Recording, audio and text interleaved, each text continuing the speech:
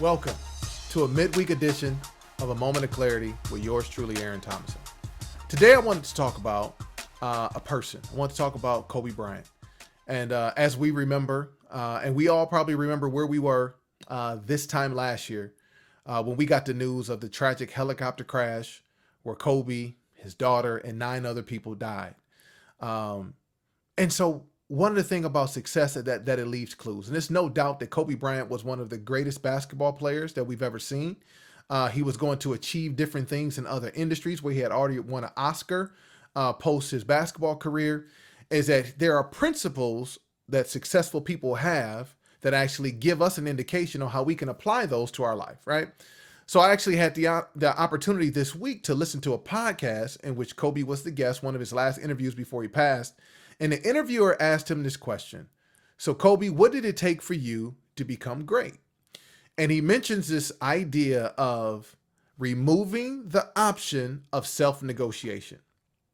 Now, when I heard that, I'm like, what does that really mean, right? I paused for a second. Self-negotiation. And Kobe goes on to break it down. He says self-negotiation is when you are having a conversation internally about whether you're still committed to the goal that you put in place.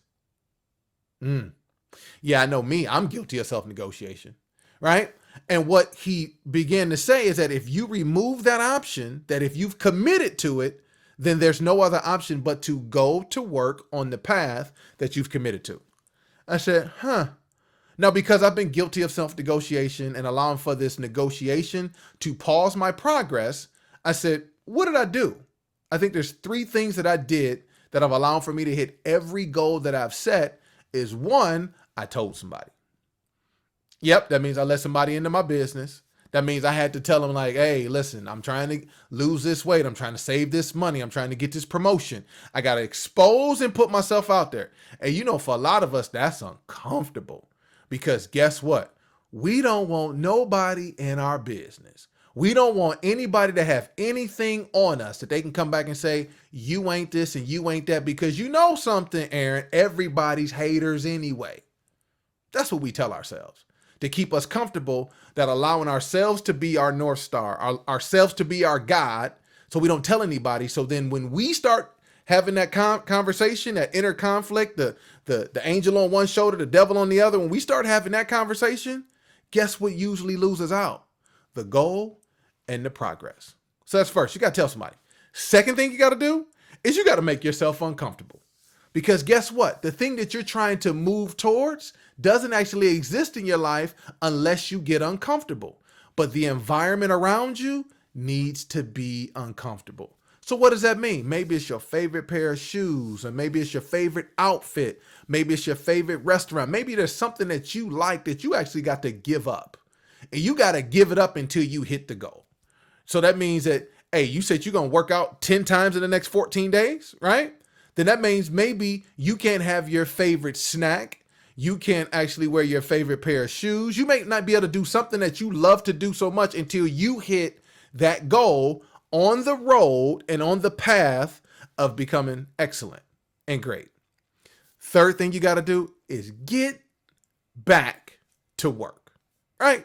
You got to get back to work, because I'm just going to tell you about my house. One thing that we could not do was negotiate with my parents.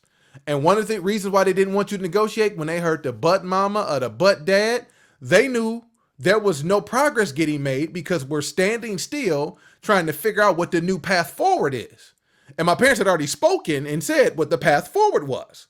So if we're going to actually remove the option of self-negotiation, you got to get back to work. Because as long as you talking to yourself, as long as you having this internal conflict, as long as the angel and the devil are talking to each other, you're not moving forward. And for some of us, we got to be honest. You've been negotiating with yourself for years, and you frustrated that you haven't got to where you're trying to get to because you still negotiating with yourself. You ain't told nobody. You're more comfortable than you ever have been, and you definitely not working. Well, listen, this has been this special edition of A Moment of Clarity. Do me and YouTube a favor, and all your other social media platforms, like it, share it, subscribe to it, comment to me. I told y'all last time, I'm a black preacher, so I like the amens and the call and response. And in this digital world, I only know that if you comment, you reshare it, you like it, and subscribe. And I appreciate you taking this journey with me.